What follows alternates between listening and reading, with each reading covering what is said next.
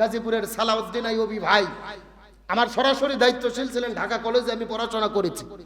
উনি এমপি হয়েছেন, রাস্তাতে হেঁটে যাচ্ছেন তার মাইক্রো নিয়ে, হঠাৎ করে দেখতেছে একটা বৃদ্ধ চাচা অসুস্থ সাইকেল নিয়ে যাচ্ছেন, হঠাৎ করে সাইকেল হেলেচ্ছে, দুলতিছে, পড়ে যাবে ভাব। এমপি সাহেব মাইক্রো থেকে নেমে ওই বৃদ্ধ চাচাকে মাইক্রোতে উঠাই দিয়া নিজে এমপি হয়ে সাইকেল চালাইয়া নিয়ে চলে যাচ্ছে। বলেন আলহামদুলিল্লাহ। আমরা হযরত উমর ফারুকের ইতিহাস পড়েছি, জেরুজালেমে যাওয়ার সময় তার খাদেমকে উটের উপরে উঠাইয়া দিয়া নিজে উটের রশি ধরে হেঁটে হেঁটে যাচ্ছিলেন। যেই দৃশ্য সাহাবীরা দেখেছেন, উমর ফারুকের ইতিহাস পড়েছে, আমরা দেখিনি। আর এই বাংলাদেশ আমাদের সালাউদ্দিন আইয়ুবী ভাইকে দেখলাম নিজের মাইক্রো ছেড়ে দিয়ে নিজেই সাইকেল চালায়া গ্রামে ঘুরে বেড়াচ্ছে। আলহামদুলিল্লাহ বলবেন না? ভালো মানুষের কাছে ভালো আশা করা যায়। যেরকম গাছ লাগাবেন ওই রকম ফল পাবেন। চাঁদাবাজের পক্ষে যদি রায় দিয়ে থাকেন চাঁদাবাজি বন্ধ হবে, আর ভালো মানুষের যদি রায় দিয়ে থাকেন তো ভালো ফলাফল পাবেন। এখন আমরা যেমন রায় দিছি তেমন ফলাফলই দেখবো, আমাদের দেখা লাগবে। আর বলারও কিছু নেই, করারও কিছু নেই। কথা কন না, রায় তো আমরাই দিছি। জারুল ফাসাদু ফিল বাররি ওয়াল বাহরি বিমা কাসাবাত আইদিন নাস। আল্লাহ বলতেছে জলে এবং স্থলে যত বিপর্যয় ঘটে সব হলো মানুষের দুই হাতের কামাই। দুই হাতের কি? আপনি গোপন ঘরত যেভাবে কামাই করে রায় দিয়েছেন, এখন ওই রকম ঠেলাও আমাকে বোঝা লাগবে। ভালো মানুষক রায় দিলে ভালো ফল পাবেন, খারাপ মানুষক রায় দিলে খারাপ ফল পাবেন। এখন সেয়ে দেখা লাগবে। তেঁতুল গাছ লাগাইয়া আপেল পাওয়া যায় না। চাঁদাবাজদের, সন্ত্রাসীদের পক্ষে থেকে সন্ত্রাস মুক্ত সমাজ আশা করা যায় না। এই সঠিক বুঝতে আল্লাহ তাআলা আমাদেরকে দান করুক, বলেন আমিন। তাহলে যদি আমরা নেতৃবৃন্দদের ভালো পেতে চাই, অন্যায় দূর করতে চাই, তাদের অন্তরে কার ভয় লাগবে? র্যাব, পুলিশ, বিজিবির ভয় নয়। রমজান আমাদেরকে শিক্ষা দিচ্ছে অন্তরের মধ্যে আল্লাহর ভয় থাকবে। আল্লাহর ভয় যখন কোন শাসকের মধ্যে থাকে, ওই জমিনের মধ্যে আল্লাহ জান্নাতের সুখ দেয়। বলেন সুবহানাল্লাহ। আমার বন্ধুগণ, মুসলমান ভাইরা গভীর মনোযোগ লক্ষ্য করুন। আর এই রমজান মাস যখন চলে আসবেন, রমজান মাস যখন আমাদের মধ্যে চলে আসবেন, রোজাদার ব্যক্তিদের জন্য রাসূল বর্ণনা করে বলেন, রোজাদার ব্যক্তিদের জন্য আল্লাহর পক্ষ থেকে দুইটা সুসংবাদ। জোরে বলেন কয়টা?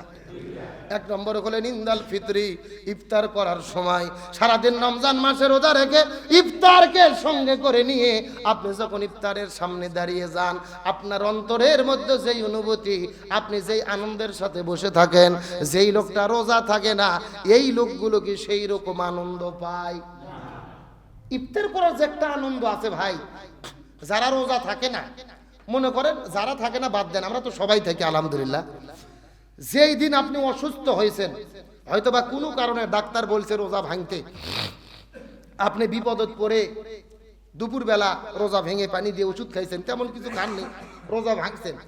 ওই দিন আপনি পরিবারের মানুষের সাথে ইফতার করতে যখন বসবেন, অন্যান্য দিনের মতো সেই দিন কি অনুভূতি হয়? হ্যাঁ, দেখবেন যে নিজের কাছে নিজেকে চোর চোর মনে হয়। কথা কর না গা? সেখানে ইফতার তো রোজাদারদের জন্য। আমি রোজা নাই, আমি ইফতার নিয়ে বসে আছি, অন্তরে কোনো তৃপ্তি আছে? আর আপনি যখন 14 ঘন্টা রোজা থাকে ইফতার নিয়ে, মুড়ি নিয়ে, ছোলা নিয়ে, শরবত নিয়ে, ভাত নিয়ে, আলু ঘটি নিয়ে খাবার জন্য বসে থাকবেন, ওই যে 5টা মিনিট বসে থাকেন, ওই 5 মিনিট না খেয়ে থাকার ভেতরেও অন্তরের যে একটা প্রশান্তি, এই প্রশান্তি কোনো বেয়া রোজাদার পেতে পারে না। আর ইফতারকে সাথে নিয়ে রাসূল বলেছেন, এমন একটা গুরুত্বপূর্ণ সময়, রোজা আর ইফতার সাথে নিয়ে যদি কোনো ব্যক্তি আল্লাহর কাছে দোয়া করে, ওই দোয়া আল্লাহ তাআলা কবুল করে নেয়। বলেন সুবহানাল্লাহ। আমার বন্ধুগণ, মুসলমান ভাইরা গভীর মনোযোগ লক্ষ্য করুন। আমার নবীজি হাদিস শরীফের মধ্যে বলেন, কোন ব্যক্তি যখন সারাদিন রমজান মাসে রোজা রাখার পরে ইফতারকে সঙ্গে করে নিয়ে সামনে ইফতার গুলোকে রেডি করার পরে, ইফতার যখন সঙ্গে নিয়ে ইফতার করার জন্য যখন বসে যায়, ইফতার আয়োজন হয়ে যায়, স্ত্রী মুড়ি মাখায়, তারপরে ছোলা রেডি করে, শরবত তৈরি করে, হাতের দিকে ঘড়ির দিকে তাকান, আর 5 মিনিট বাকি আছে, আপনি দোয়া পড়তে থাকেন, স্ত্রী দোয়া পড়ে, সন্তানেরাও দোয়া পড়ে, সবাই মিলে দোয়া পড়েন। কখন ইফতারের সময় হবে তখন আপনি ইফতার করবেন।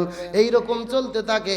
এই সময় রাসূল বলেন, যদি কোনো ব্যক্তি ইফতারকে সঙ্গে করে নিয়ে আল্লাহর কাছে হাত তুলে আল্লাহর কাছে দোয়া করা শুরু করে দেয়, এমন সময় ফেরেশতারা আল্লাহ তাআলা আল্লাহকে ডাকতে বলেন, আল্লাহ এই সমস্ত ব্যক্তিগুলো 14 ঘন্টা রোজা রাখার পরে আপনার কাছে হাত তুলেছে, এই সমস্ত ব্যক্তিগুলো আপনার কাছে কি চাই বলেন তো দেখি।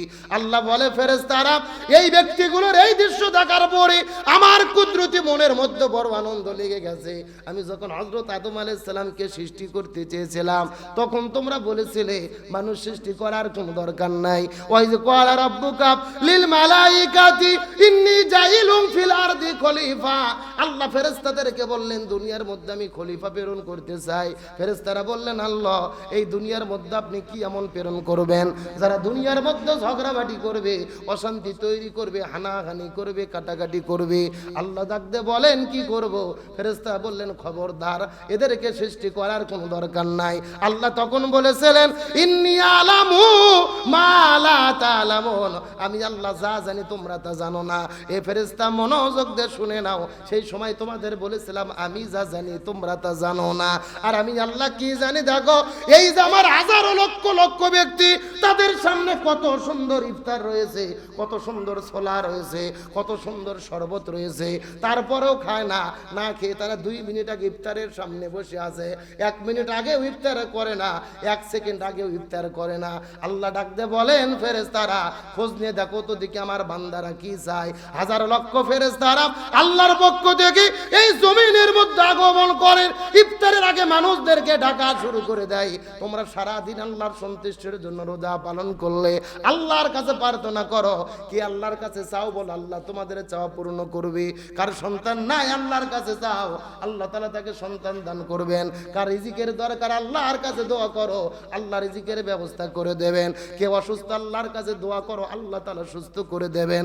আল্লাহ ফেরেশতাদেরকে বলে, এ ফেরেশতারা পুরো পৃথিবীতে পর্যবেক্ষণ করে ঘুরে ঘুরে ঘুরে ঘুরে ঘুরে ঘুরে লক্ষ্য করে দেখো, যেই ব্যক্তিগুলো রোজা রাখার পরে ইফতারকে সঙ্গে করে নিয়ে আমি আল্লাহ না দেখা আল্লাহকে বিশ্বাস করে আমার জন্য যারা অপেক্ষা করে শেষ মুহূর্ত পর্যন্ত, আর ইফতার করার আগে যেই দোয়া করে আমি আল্লাহ রোজাদার ব্যক্তিদের জন্য নিজেদের জীবনের সমস্ত সাবা পাওয়াগুলোকে আমি আল্লাহ রোজার ওসিলাই কবুল করে নিলাম। রোজাদার যা চাবে আমি আল্লাহ তাআলা তাই দিয়ে দেব, তাদের জীবনের আশাগুলো কি পূর্ণ করে দেব। কার সন্তান দরকার আমি আল্লাহ তাআলা সন্তানের ব্যবস্থা করব। কেউ অসুস্থ তারা দোয়া করে আমি আল্লাহ সুস্থ করে দেব। কার রিজিকের দরকার দোয়া করে আমি আল্লাহ তাআলা রিজিকের ব্যবস্থা করে দেব। কে কোন বিপদের মধ্যে আছে আমি আল্লাহ আমার কাছে প্রার্থনা করে আমি আল্লাহ তাআলা বিপদ থেকে তাকে হেফাজত করব। কে কি চায়, কার মনের কি চাওয়া, কার মনের কি পাওয়া, আমি তাদের মনের চাওয়া পাওয়াকে কবুল করে দেব। সরে বলেন সুবহানাল্লাহ। আমার বন্ধুগণ মুসলমান ভাইরা গভীর মনোযোগ লক্ষ্য করুন। তাহলে বলতে চাচ্ছেন রোজাদার ব্যক্তিদের জন্য আল্লাহ তাআলা 2টি স্পেশাল পুরস্কার রেখেছেন। 1 নম্বর হলেন ইফতারের সময়, আর 2 নম্বর হলেন লিকাই রব্বি, আল্লাহর সঙ্গে রোজাদার ব্যক্তিদের জন্য দিদার হবে। রোজাদার ব্যক্তিরা আল্লাহকে সরাসরি দেখতে পারবে। হাদিসের মধ্যে রাসূল করিম সাল্লাল্লাহু আলাইহি সাল্লাম বর্ণনা করে বলেন, আল্লাহ তাআলা হিসাব নিকাশ শুরু করবেন, জান্নাত জাহান্নামের ফয়সালা হয়ে যাবে। আল্লাহ তাআলা জান্নাতীদেরকে জান্নাতের মধ্যে প্রবেশ করায়া দেবেন, জাহান্নামীদেরকে জাহান্নামের মধ্যে ঢুকায়া দেবে। আল্লাহ তাআলা জান্নাতের মধ্যে চলে যাবেন, ফেরেশতাদেরকে ডাকতে বলবেন, এই আল্লাহ তাআলা জান্নাতের মধ্যে যাওয়ার পরে ফেরেশতাদেরকে ডাকতে বলবেন, ফেরেশতারা যত মানুষ জান্নাতে এসেছে সব মানুষগুলোকে ডাক দাও, আমি সবার উদ্দেশ্যে কিছু কথা বলতে চাই। ফেরেশতারা সমস্ত জান্নাতীদেরকে এক জায়গায় করার পরে আল্লাহ তাআলা ডাকতে বলবেন, হে ফেরেশতারা সব জান্নাতীগুলোকে তোমরা একতাবদ্ধ করেছো, এক জায়গার মধ্যে করেছো। সব জান্নাতীদের যখন সমাবেশ হয়ে যাবে আল্লাহ তাআলা ডাকতে বলবেন, জান্নাতীরা আমি আল্লাহ তোমাদেরকে জিজ্ঞেস করতে চাই, জান্নাতের মধ্যে আসার পরে তোমাদের যা যা পাওয়ার কথা ছিল তোমরা জান্নাতে আসার পরে সব কি তোমরা পেয়েছো নাকি?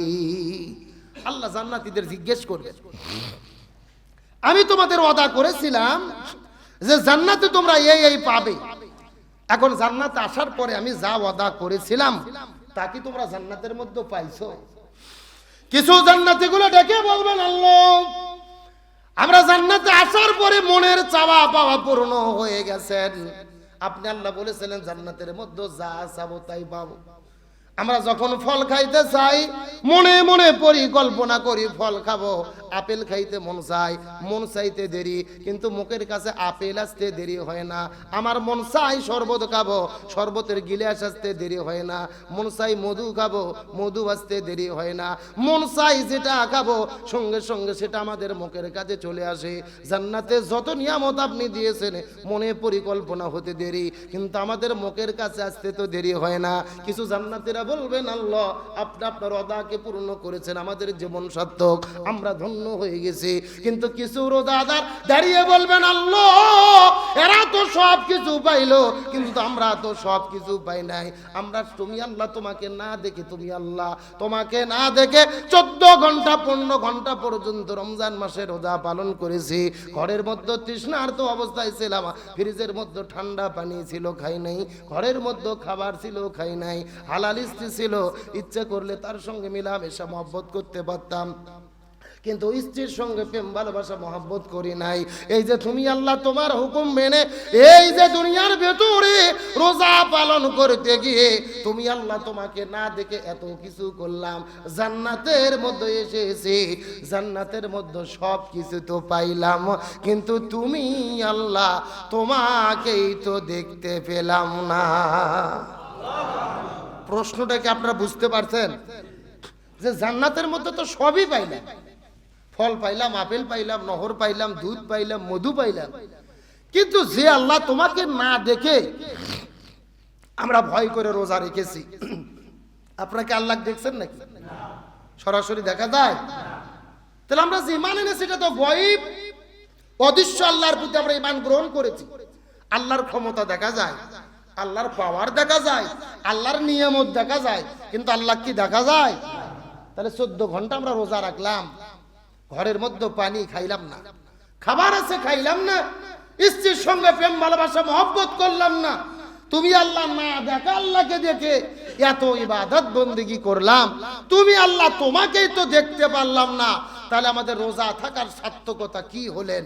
এই প্রশ্ন যখন রোজাদার ব্যক্তিরা করবেন, আল্লাহ তাআলা ফেরেশতাদেরকে বলবেন, এমন প্রশ্ন যারা যারা করে একমাত্র আমি আল্লাহ আমার সন্তুষ্টির জন্য যারা রোজা পালন করেছে এই রোজাদারদেরকে আলাদা করে আরেকটা সমাবেশের আয়োজন করো, বলেন সুবহানাল্লাহ।